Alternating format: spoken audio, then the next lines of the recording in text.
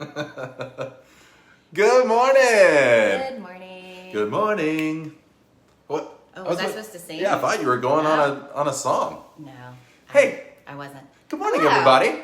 Welcome to the We're Better When We Come Together. Ooh, that had like a bluesy, like a jazzy. Make it go a little further.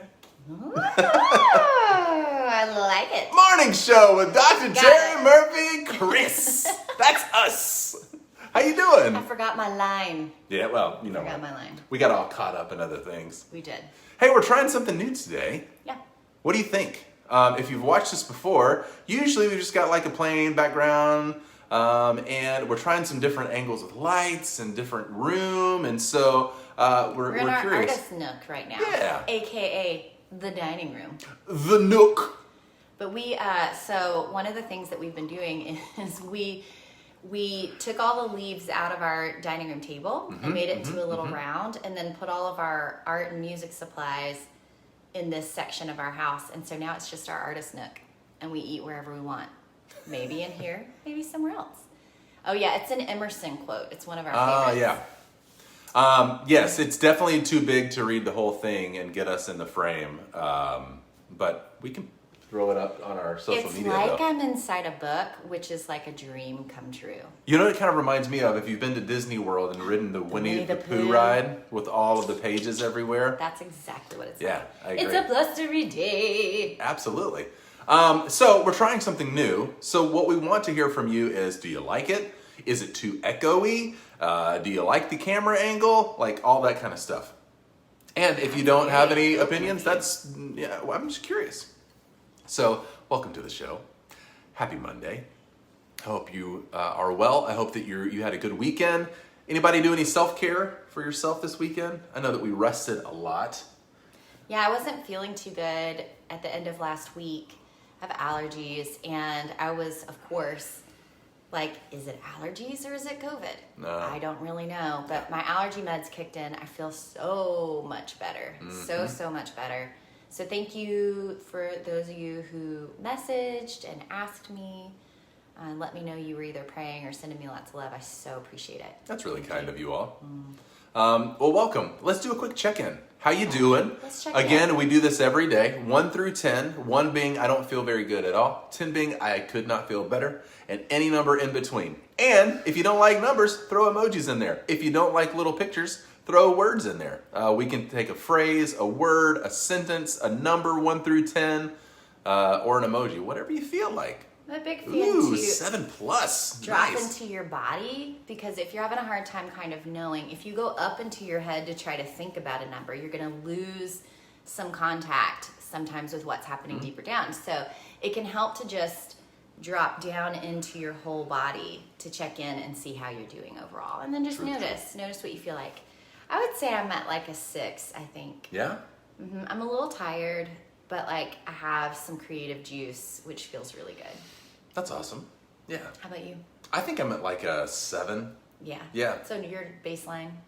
Yeah. I woke up really early this morning, baseline but too. felt really good after waking up. So I just kind of like watched the sunrise, and You got up before me this morning, which is like a real rarity. I did. I wanted to get my day going, get some I was reading up before in. 6 a.m. and he was already up. 4:43 is what it said on my clock when I got up. Oh my gosh. Yeah, it felt good. Yeah. Let's see. Oh, we've got a surfer emoji happening. Oh, Joe, I'm so sorry. Oh, wow. Sorry about your sister. I hope she feels better. Absolutely. Thanks for sharing. Tired, 7+. I see a surf. Yep. Joe, thinking about you and your family, buddy. Yeah. Thank you for sharing. Thank you for trusting us with that information here. But yeah, thinking about you. Yeah, it looks like it's all over the board today, which sounds like a Monday. Sounds like a Monday. Yeah, good.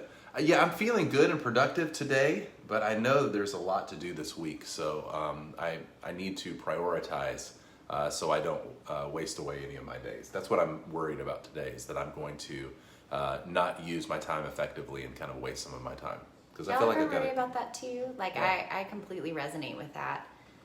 Yeah, I resonate with worrying about wasting time. Well, and Yeah. I think too, like the sort of patriarchal system in our culture, and like capitalism says, if you're not being productive every single second of every single day, you're blowing it. Does anybody else feel that pressure and rush and push that if you're not like contributing in some way or making money in some way, that like you're not a good member of society? Like that is such a common message. It's in fact, you know, when I'm working with clients and everything too, and something that we've talked about before, that even the idea of self-care and rest can go against that sort of programmed in societal thing that we need to always be producing, always be hustling, always be rushing, that if you have like a client cancellation, you're a therapist, that you need to use that hour to the best of your ability to either like book another client or read a book or something, like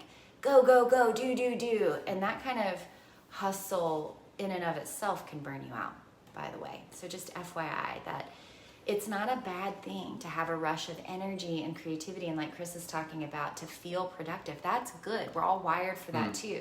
But if you're not, it doesn't make you any less valuable or worthy, that we are equally as wired to rest and play and have a good time, right? To restore ourselves, that you don't have to push all the time. Yeah, that's a good call. Yeah, I think that we can even overdo our self-care if we look at it as something that we have to do, or we're going to punish ourselves. Or if you like, I have to do self-care so that I can still be a productive member of a capitalist society. Like that's really not what we're talking about here. When we're talking about self-care, it's literally just, how are you caring for you? Like, you have a body that deserves nurture and beautiful, wonderful care and admiration. You know, you've got a heart and a soul, you have a mind, like those things are so worthy and valuable, and that's what makes you who you are. So we're not ever talking about self-care just so that you can then do other things. It's self-care because you are beautiful and wonderful and a creation that deserves good care. I think that sometimes I get to the point where I'm thinking, I need to check this box of self-care. And so even with that I have anxiety about trying to take care of myself, because I feel like it has to be weighed and measured against doing it right or doing it wrong. Where some days I just need to... Or like earning it. Yeah, exactly. I put a weight and a score on self-care, which is at least for me, it goes against the very nature of taking care of myself, which is to be more accepting and okay with who I am. It's so American that we get stressed about our self-care, isn't it? Yeah, that's true. Yeah, so our relationship towards ourselves and what we believe we bring value to and that sort of thing is incredibly shaped by our culture. Yes. It's just so true. It shouldn't have to be on the to-do list, yes. Like a task, Absolutely. Exactly. It shouldn't have to be, you know, but like, it's interesting. I was reading an article this week. I cannot remember the source of it. I'll see if I can figure it out and come back here. But talking about how if you were in a higher socioeconomic class status, that self-care is like, you get yours, you know, treat yourself and applauded. And they're like, it's a $400 billion industry, the self-care industry is. Like, that's bananas, and it's exponentially grown because now it's been capitalized upon. So it's celebrated if you're of higher socioeconomic classes, if you make more money. And the poorer that you get, if you care for yourself, the more likely you are to be judged, for people to say things, to say that it's selfish or that you don't actually deserve to care for yourself. So, you know, I remember we had a time where we had lost a job, something like that, and we were on government assistance. And I remember we had food stamps, and I was at the grocery, and I had little kids, and I remember the extreme shame and guilt that I felt getting popsicles for the kids, because people in line would stare at me, and they would be looking at the things in my cart. And it isn't just like, I'm sure that there were paranoid moments where like my shame made it like, I bet people are looking at me, but there were literally times that people would be standing and looking at my cart when I was paying for it that way, or when we had WIC, you know, and they were still paper coupons at that point, and people would be vocal, even like say things about what was in my cart. So when we were broke, it felt incredibly different than when we had like money and were doing things like that. Like, do we not think that people deserve care and levity and joy and fun at every different level of income? Yeah. Like this is such what it feels like to me is such the sort of ideal in our culture. What we value is commodity. Like, bodies are commodities. So self-care is take care of your machine so that you can contribute to the cogs in the wheel. And we're trying to dismantle that you are not just a cog in somebody's system, that you are a human being with dignity and value who came up out of the earth. We're going to return to that at some point, but you are rooted and grounded in something that is so much more meaningful than the job, the work that you do. And this is essential for us to talk about when we're talking about mental health. Your mental health is not separate than the culture you grew up in, than the society that you're part of, right? So we're going to keep talking about this kind of stuff. Like, if you're wondering why you're so burnt out, don't just look at yourself individually. Like, this isn't a place where you're going to blame yourself, but maybe zoom out a little and see what kind of system that you're in. Because that probably has a lot to do with how you're feeling about yourself and your messages you get around your worthiness of care. Because we don't actually treat everybody in our society the same. We don't. We just don't. It's true. And so everybody is worthy of care. But you might have different battles that you're fighting depending on what your situation is. It's just true. All right, so I've got a recommendation that I think that everybody can participate with. Well, I think everybody can. Maybe it's different for people in countries other than the U.S. We watched what would you call it? The Rob Bell thing. A presentation, a special? Yeah, a special where he gets up and talks for an hour or so. Rob Bell. It was so good. Yeah. We laughed and cried, like hard cry, hard laugh. I laughed so hard, my eyelid flipped inside out. Yeah. That's a true story. It's Rob Bell is a teacher and former pastor. I love the way that he thinks. I love his style of relating to the world. But he released it's like an hour, maybe a little bit longer than that. I don't quite remember exactly. Called Introduction to Joy. And he released it this week on YouTube. So you can just type YouTube, in not Netflix. YouTube, Introduction to Joy, Rob Bell. I highly recommend that. I love the idea of just centering ourselves around taking care of ourselves, having more joy in our lives, taking care of ourselves in that way, of just like finding the little things that make life worth living. So I would recommend to anybody that wants a little introduction to joy to go check out Rob Bell's new special on YouTube. Good. Yeah. He really talks about that third way, like that middle place, which isn't either extreme. So like, we're going to do a series on emotion when we wrap up talking about cycles and attachment here. But all emotion is just information. They're neutral, really. Yeah. They don't feel neutral to us, but they're just signals. And so joy in particular is so beautiful because it is not happiness. It is not toxic positivity or spiritual bypassing or not paying attention, not looking at what's hard or bleak or sad. True joy is holding in that tension in that middle space of both pain and hardship and loss and grief and all that could be wrong and bad and that kind of thing, while also being able to pay attention to the good and the beauty and redemption and joy. Like that's joy. It's grounded, right? It doesn't deny any part of anything. Yeah. You know, it's so beautiful. It's like sobriety. It's Enneagram language really for true joy. Like the most joyful people are grounded and present, not ignoring any parts. It's holistic acceptance, which is really a lot of what self-care is supposed to be, is to actually bring you pleasure and bring you joy, to really access those parts of us. But in our culture, we have a hard time with joy. True joy. Yeah. We have a hard time with true joy. We can do happy or we can do sad, but joy, which is like both together, is a whole different story. Yeah, sometimes I think that I don't deserve to be joyful. That I need to, like, there are other people out there suffering in the world, therefore I need to be suffering as well. Right. It's kind of the internal message that's going on.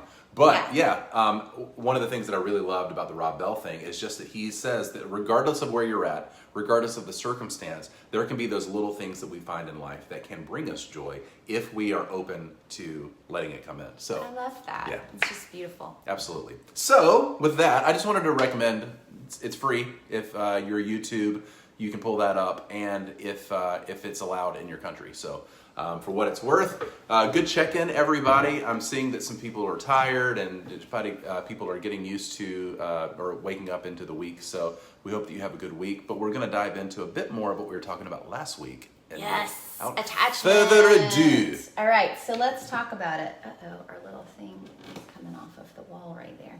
No. There's nothing like a bit of housekeeping while we're in the middle of our Yeah, we can do a little DIY. DIY. Welcome to HGTV, everybody. And we're sued instantly. What I mean by HGTV is Hugh Laurie, the actor. We talk about him a lot, and then we talk about guns, and that's the H and the G. That sounds like us. Yeah, so That Hugh sounds like and Gun TV. All right, so what we're going to talk about this week are cycles. So we're going to talk about this from an attachment perspective. If you missed it all last week, we talked about attachment science, attachment theory, and what the 4 different attachment styles or attachment strategies are that form in childhood but are with us into our adulthood, and they impact and inform how we feel, how we show up in relationships. If you didn't hear last week, please go back and review those if you would like. But a quick, like 1-sentence review of all 4 of them is. Oh, you want me to do it? Okay. So secure attachment, and then there's 3 forms of insecure attachment, and it depends on anxiety and avoidance. So low anxiety, low avoidance is secure. Mm-hmm. High anxiety, low avoidance is considered preoccupied or anxious ambivalent in the literature. High avoidance, low anxiety is dismissing avoidant attachment. And then the last one is high anxiety, high avoidance, which is fearful, avoidant, or disorganized attachment. So you can go and learn more about that. You can also take a quiz on my website if you want to, terrymurphy.com. It's free. You can get your results right away about the 2 moves that you tend to take. So, what? I'm still messing with the nail back here. Well, you're staying very concentrated on what you're talking about. I can't do 2 things at one time. So the fact that you can talk and do the activity, it impresses me. Oh, you're welcome. I'm here for that. You're here for my being impressed? Yes. Cool. Okay, so what are cycles? Why does it matter? Let's talk about it in this sort of perspective. So based on your attachment strategy, that's going to inform what happens to you, how you get your needs met in relationships. So there's 2 main directions that it goes. And we talked about this a little bit last week, just briefly, but we're going to talk about it a little bit more. So when you start to have some tension in your relationship, or there's any kind of conflict, or you miss each other, and your alarm bells start to go off, pressure starts to build in your physical nervous system. So physiologically, you start to notice there's some tension. What it feels like inside me is I get a little bit hot in my chest, and I can feel it kind of coming into my throat. And my energy tells me I want to turn, move in closer to Chris, and have a conversation so that the pressure inside can be reduced, right? So I want to turn the heat up. I want to raise the alarm. I want to send a signal to my partner that says, come here, we need to resolve this so that we can feel better. That's pursuing, right? So I'm turning the heat up, turning the volume up. I'm increasing the signal that I'm sending. My volume of my voice could literally get louder. There can be some intensity. Sometimes if I can't get his attention, or if the pressure is building and I'm hoping he's going to talk about it, but he doesn't, sometimes then that could turn into anger or frustration, blaming, criticism. And here's the weird thing is that if you're a pursuer, it will not feel critical to you. It won't necessarily feel frustrating and angry to you. It will feel maybe logical, or like, how could you not feel the same way as me? Like, of course we need to talk about things. How are we going to get better? How are we going to get closer? So it could even happen for you if you're a pursuer. It could happen if there's just distance. So for a time we haven't like connected deeper in an emotional way, but we're good. We've done life together. We're not actually fighting, but if I just crave a deeper connection, then sometimes even that can come out as complaining. or even nagging a little bit. It's not a thing that I would want to do or any pursuers want to do. It's just the way that we're coping with disconnection or distance or perceived conflict in the relationship. That's pursuit. So you can be any sort of attachment style, but it's more likely that you're either preoccupied, anxious, ambivalent attachment, or you could be securely attached, but you're in relationship with someone who's more withdrawn, more avoidant, which can trigger some pursuing, some anxious tendencies. Do you want to talk about withdrawal? Yeah. So with withdrawal, which is the type that I am for the most part in relationships in my life, especially in the relationship between Terry and I, romantic partnership, I'm a withdrawer, which means that I do the exact opposite of pursuing, which is when pursuers feel dysregulated or uncomfortable, they turn the heat up. I, on the other hand, and withdrawers like to turn the heat down. They want to back away from the pressure. They want to alleviate that stress and anxiety that they now feel by distancing themselves from it.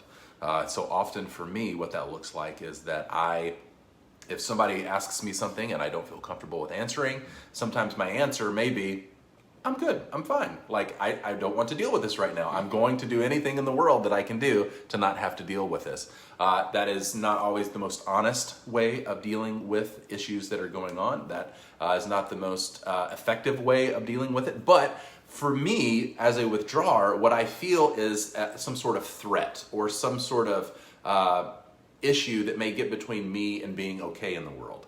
And so when I feel that pop up, what I want to do is go protect myself away from this stimulus that is, in my opinion, in those moments, feeling like it's an issue. Sometimes that is real, sometimes that's perceived, sometimes that just comes out of the blue and nowhere. I don't know what I'm even doing. I just realize after a time, or I'm being told by my partner, like, where'd you go? And so oftentimes for a withdrawer, at least for me, I don't even know that I'm doing it until it's being told to me from outside the relationship. Yeah, Joe's saying it keeps you safe, and that's exactly right. So that's the language. If you are a withdrawer, then safety is going to be a key thing. And what we're talking about is emotional safety, not physical safety. Like, that is a different sort of conversation, but we're talking about it doesn't actually feel, and you can maybe talk more to this, but it doesn't feel safe to really be vulnerable in those kind of moments, right? Right. And yes, there is something that is between me and feeling safe. And so sometimes it's hard for me to even use that word because when I say I don't feel safe, in this particular instance, I don't mean I don't feel physically safe. For the most part, me as a 6'3", white man walking through the world, there are a few times where I actually feel physically unsafe. But in these moments that throughout the day in relationships, especially with my partner, that I feel like that there's so much involved in that, there's a lot of emotional safety that gets dysregulated, and I want to protect the relationship, so I back away. But it's often the exact opposite of what we need as a couple. That we as a couple don't need me to leave the situation. We need to deal with it so that we can then move on. And that's where the cycles happen. So for you and for me... it's like magnets. Think about it like that. Yes, it's push, like... pull. So that's exactly what ends up happening. And I'm going to talk a little bit more about that. So Caitlin had a comment. I was curious if this resonates with you too. She said, I have the rising burning sensation too, but I'm a withdrawer.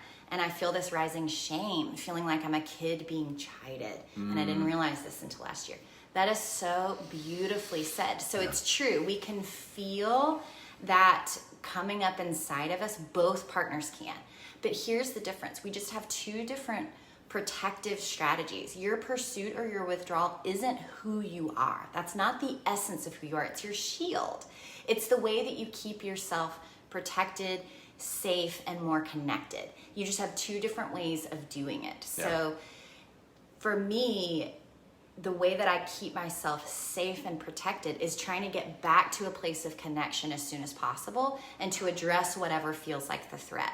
The problem is with both pursuers and withdrawers is we project onto our partner that they're really the cause of all of this suffering, of the disconnect. So for me, I'm like, well, if you would just tell me what it is that's going on inside of you instead of backing away. If you would just bring things up as they're happening, which, do you hear what that sounds like? It sounds like blaming, right? Because it is.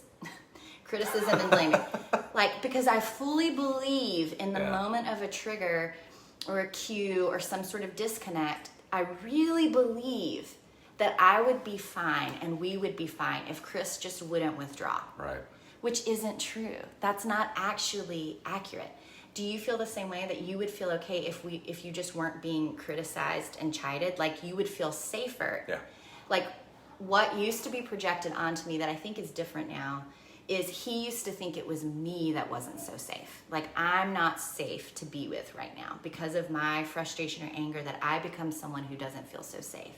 Isn't that right? It wasn't just that the conversation didn't feel safe, but it would be projected on me. Right. So that's really where the cycles can get so entrenched, is we really think that our partner's the enemy in that moment. Yeah, oftentimes it's like, I was fine until you brought something up, which is not the, she felt an issue.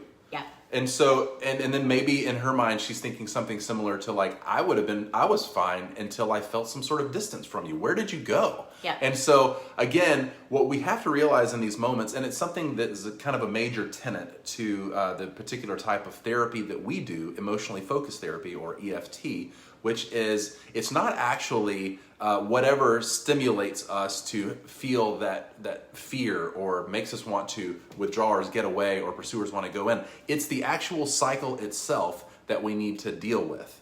And if we can do that, if we can step outside and look at our relationship and see that that cycle that's going on is the problem that we need to deal with, not you need to just get it together and then you would be better, or if you just showed up more, we wouldn't have these issues. Let's step out and look at it as, okay, what's the issue going on in our relationship? Not how you are messing it up or you're screwing this up or whatever it may be. I love that, what you just said too. That we, really? I do. That you're not the problem and I'm not the problem, but the cycle is a beautiful gift to give yourselves as a couple, because the cycle is this thing between the two of us that we can come together as a team and we can look at that. Yeah. Which is so helpful. Yeah. When your partner triggers something else that's really going on. Yeah. Exactly. Yeah.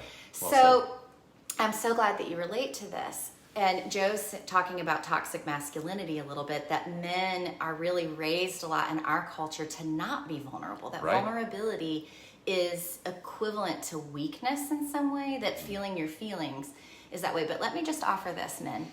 If you're a man who's out there who is feeling this, I'm so sorry that you were shut down and pushed away and shamed for your feelings. Because here's the thing, you do get to feel feelings around Alabama football, around soccer or European football, around sports and music and anger and certain things like that. You do actually get to feel your feelings, but they're limited.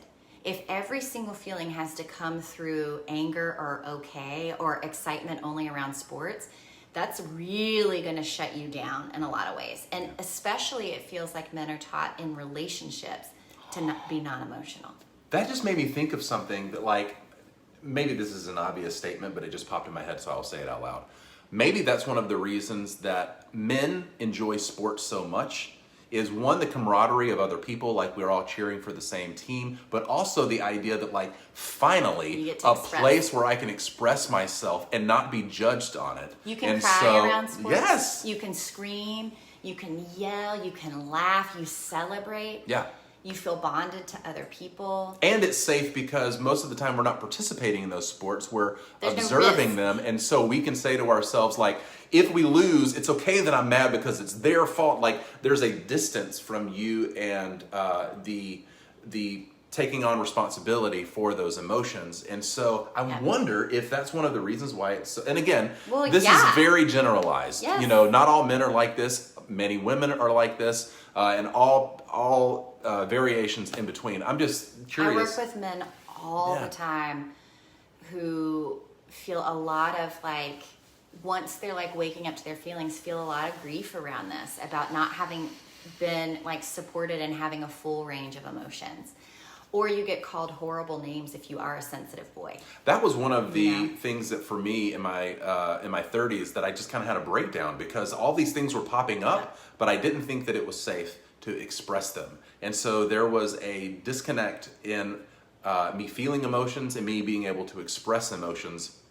And I held it back so much that I started having physical symptoms and issues in my life that had to do with the fact that I just didn't think it was okay. Which we're going to be doing a series just on emotion to help you learn that. So even if you never learned that growing up, we're going to help you walk through that. Boom. And therapy is a wonderful place to learn to express feelings and to process through the grief, maybe even trauma of not being able to feel all of you. Yeah. Because Great P.S., conversation. little caveat, PTSD is developed less because of the event that happened, the traumatic event, and more because you didn't have anyone that you could process safely with, or you couldn't get your feelings up and out. So they get stored in your body. So just FYI for when we talk about trauma. So then the importance of cycles here is that when we can really look at our relationship, and we say this to each other, we cycled pretty bad yesterday morning for like 2 hours, which is a long time for us, but it used to be days, you know, or sometimes we could feel disconnected for weeks and that kind of thing. So the good news for you is the amount of time spent in that negative pattern goes down, and your ability to name it together feels good. So we said to each other yesterday, we're cycling, which is a cue to both of us that we're not going to blame each other, that we're on the same team looking at whatever the disconnect is. And so then we have a different way that we can talk to each other that isn't Chris saying, well, if you would change your tone, if you would speak to me more gently, then maybe I would feel safe enough to come out. And then me saying, well, maybe you would feel safe enough to come out if you actually knew your feelings. No, we're fighting again. But like if we're able to say like, you know, let me make some space and say like, I know if you're withdrawing that there's pain there, then that gives me empathy and compassion for who Chris is. That it's okay that we get into these places that trigger our protective strategies that pop up, because it feels so scary in those moments. It can even feel life or death, you know, depending on what the conversation is about. So what happens in the cycle then is we get trapped, and it's a loop that goes round and round and round. So the more that I am frustrated and try to tell him what to do, because pursuers do tend to want to have some control in that way, to say like, if you'll just do X, Y, Z, then maybe we'll be okay. And the thing is that we really believe it, right? We're not trying to be ugly. We just really think if you would just do this, we would be okay. Yeah. And, you know, withdrawers tend to say things like, you know, just give me a minute, let me go away, and then maybe we can talk about it later, but then don't ever check back in, right? So like, I've been there. It can happen. Yeah. So it's vicious, but there are 3 different primary cycles that develop. Because remember, one person can turn the heat up, another type of person turns the heat down, right? Fire, like I'm a flame and he's an ice cube. We can just think about it temperature-wise like that. Well, that's we come together and sometimes make a tornado because of all these different temperatures coming Or just together. like a dish of lukewarm water. It could Or- be either way. So yours is better. So our cycle is the most common one, which is pursue, withdraw. So one turns the heat up, the other turns the heat down. And this pattern, it's highly attractive because it's 2 different magnets and you just get pulled together, because before there's distress or conflict, it really is a beautiful sort of match, okay? So you could both be securely attached, you could both be insecurely attached, or you can have a combo. But one person is turning the heat up, raising the alarm, one person's turning it down. Another one is if 2 people who turn the heat up get in relationship with each other. And that doesn't really last very long, typically. I think the research says around 5 to 7 years. The pursue, or attack. It's attack. Because more often, if that relationship is long lasting, it was a pursue withdrawal where the withdrawer just finally snaps and is like that TV show Snapped, where you just had enough. Yeah. So the withdrawer eventually just has had enough. And so they decide, I'm not going to get beat up anymore. I'm not going to get chided, kind of like what Caitlin was saying. And so the best defense is a good offense. And so I'm going to come back and blast you before you get me. And then fight. And that escalates really quickly. So it's hard to sustain that kind of relationship. It's like that 90s movie, Falling Down with Michael Douglas. Yeah. I've seen it like one time, and I saw Yeah. it like in 1995. So Yeah, so I don't it's probably remember not all accurate. the points, but it's like one guy who just like, he's been bottling it up for his Yeah. whole life, and then one day he just snaps. Right, like Yeah. we used to call going postal and that kind of thing. Yeah, exactly. Yeah, it's yeah. got a bit of a Thank violent you, Jill. or dangerous sort of feel to that pattern. It's Mm-hmm. pretty explosive. It escalates quickly. It's very fiery. And then the third one, which is the second most common, is two people who calm things down. Two withdrawers in relationship together. So two ice cubes. Right? So Yeah. very cool, wanting to keep the peace. I really like the analogy of the fire and the ice. I do too. Yeah. So, plus it feels like Game of Thrones, and you know how I love fantasy Game and of Thrones. sci-fi. That's what I'm talking about. So, what we're going to do the rest of this week is each day we're going to talk about a different cycle, and we're going to go deep. We're going to take a deep dive into that and talk about different patterns. If you want to watch these videos with your partner, you certainly could do that.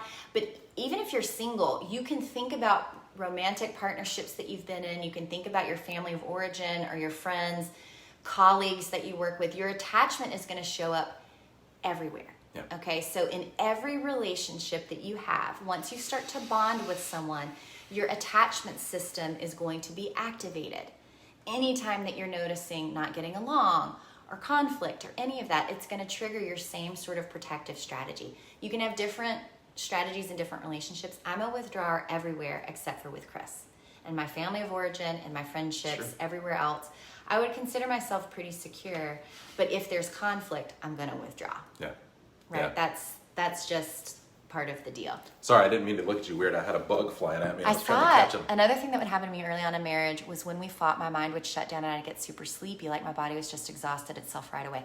Caitlin, that is so beautiful that you said that. So Chris would do this. This is like a thing we'll talk about too more as we break this down. Is like we could be in the middle of a horrible fight when we were newly married. I mean, this happened before we had kids for sure too. It's like we would be fighting, going round after round. It's like boxing, round after round after Yeah. round. And I would just be getting started, baby. I'm like, took my Wheaties. I like had my B12 vitamins, and I was like, I could do this all night. And he would fall asleep in the middle of our conversation, or like start to be So drifting embarrassing. off. Or we would have fought, but we just kind of like took a truce because we were tired, and we'd be laying in bed, and I'd be like rolling around, like just like so mad and trying to not talk, but I can't take it anymore because of my wiring. It would just, I want to talk again, and he would just roll over and sleep all night. That is not a bad person. That is a good person whose strategy, your physiology literally down regulates to keep you safe. So you had all of that pressure and intensity inside, and your body just goes, this is too much. This isn't sustainable. So it calms you down, it regulates you down, and it actually just shuts you off. It powers you down, right? If the intensity gets enough and you're a withdrawer, you will just power down. Yeah. You just will lose your words. You might feel foggy in your brain, but you literally feel tired. You can even feel it kind of like a heaviness right behind the front, like in your neocortex. You just feel super tired right here. And goodbye. Yeah, don't go to bed angry doesn't work. Well, it can, only in the sense that if you start a conversation at 8 p.m., that you may still be awake trying to not go to bed angry at 2 a.m. or 4 a.m. Because you're trying to deal with it and not go to bed angry, which means that this is not going to resolve itself anytime soon. So we may not get any sleep tonight. Don't let the sun go down in your anger is the verse that all pursuers love and will spew at their partner. Use it as an attack. Right. Like shoot it across from them. Yeah, Let's not go to bed angry. I'm a huge fan of weaponizing scripture. I'm kidding. I'm just kidding. But withdrawers have verses too. Like my mentor helped write like the Christian curriculum for EFT. And he pulls verses and then says, like, which of these verses resonates with you? And he'll say them both. And that's the one that he uses for pursuers. Don't let the sun go down in your anger. Sounds about right. I'm trying to remember what the one is for withdrawers. Something like if you, I can't remember, like if you speak loudly to your neighbor in the morning, it will be received as a curse or something. I can't remember exactly what it is, but it's something, I'll have to look it up because I think it's pretty funny. Hey, Joe, we can adopt you. Yeah, come on, Joe. That sounds like a good plan, buddy. Yeah. So pursuers, when escalating, when the pressure starts to go up, pursuers feel actually more clear. Your mind actually gets more focused and more clear. You can find your words, you can make points. Like I become a lawyer. I could pass the bar when I'm triggered. Like, let's go. You know, I could go all day with that. And so I know when that starts to happen to me, when I start to feel fierce and like I want to make points, and I'm like, so you said on August the 14th at 8:04 a.m. da da da da da. And not only that, but then 3 weeks ago you said this. And it's not me trying to be like, I almost said a bad word. I'm not trying to make his life hell or miserable or like hold him down or like any of that kind of stuff.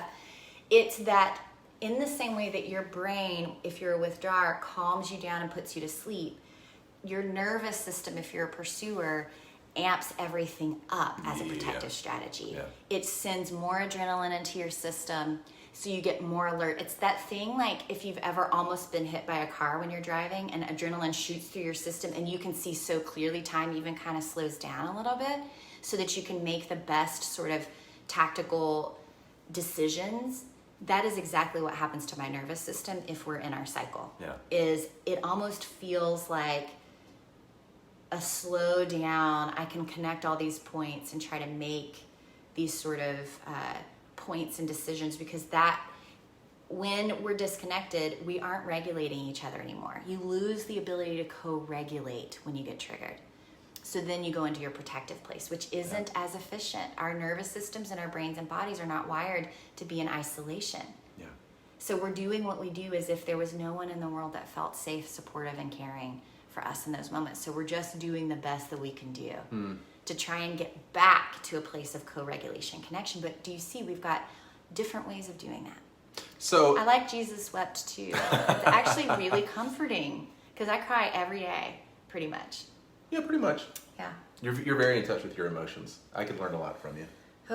Most of the time. Sometimes I don't know what in the world is going on down in here, but yeah, it's true. I most of the time have no idea. I'm just a head walking around, using a body to get me from A to B. Walking around, looking around. So why are we talking about all of this? We're talking about this because this is really the stuff of life. Yeah. Every 3 months or so, we on this show, we refer back to these cycles. Why? One, because some of you may not have heard it the other times that we've talked about it. Two, it's because it's like, this is the stuff, man. This is life, especially. You can do this, you're going to be fine. Yes, exactly. And just as, like, we like to clarify this often on this show, we've been married 20 years. We are marriage and family therapists. Yes. And yet, just yesterday, we cycled. We fought for... Like loud. for 2 hours. So it's not always going to be perfect. It was about nothing. Yeah. So you can get triggered and get into your cycle about like nothing. All right, you did 2 bullet points. Did you have a third? Well, I was just going to say that this is the reason that we bring it back up, because it's so important for us all to be reminded of this, because our relationships are like it's the heart of life. The relationships that we have with other people, especially these romantic partnerships, but you can extrapolate this out to your boss or your kids or your parents or your whatever it may be. But we talk about it primarily from a romantic partnership because that's what we do as therapists, is we talk about that a lot. So saying that, we're going to be talking about this all this week. Yeah. So if you know anybody else that would benefit from learning about this as well, please pass this on. We would love it. We do this every morning, Monday through Friday, as a free service. But we want to do that for you to get something out of it. And if you know of anybody else that could get something out of this as well, please pass it on. And if you have questions, you can message us, or you can use the little question boxes at the bottom too. Yeah. All right, we are going to pop off and get into our day. We're sending you away with lots of love and connection. And I just want you to hear me say, you're going to be pursuing or withdrawing. Our whole job is not to keep you from doing either of those things, right? That there's no shame in that. That's actually beautiful. That means that you were able to survive into adulthood, right? And that you can survive when the world really isn't safe. So we're not asking you to get rid of your shield. We're just looking for flexibility. Can you put it down to have a conversation with your beloved, with your friend, with your parent, with God, right? So then that's going to be the place that we're going to try and help you find compassion for yourself so that you can lay your own shield down. It's always going to be an individual choice. right? Like if you're a pursuer like me, we want to rip our partner's shield away. That's just not going to work, right? And you can't double shield it. No, right? I can't take your shield and my shield to just cover up. Don't! Y'all, we're in the same boat with you, okay? Absolutely. We're just sharing clinically what works personally from our lives too, and then what the science says about this. But we're in the same boat. We're learning alongside of you, and we don't get it right all the time. Yeah. So we'll share those things with you, and hopefully you will feel not so alone. And Joe, you're absolutely right. Intimacy that we are discussing here as well is not always like a physical intimacy act. It is the intimacy that we have between individuals. And so, let's talk about it from a place of being okay with our emotions and being okay with who we are, accepting ourselves, so then we can be the best versions of ourselves and move forward and hopefully impact our relationships in a positive way. It's perfect. We love you Love all. you guys. Thank you for joining us. See you tomorrow. You got this. Go knock it out of the park. Take care of yourself. See you tomorrow. Bye, friends. Bye, everybody.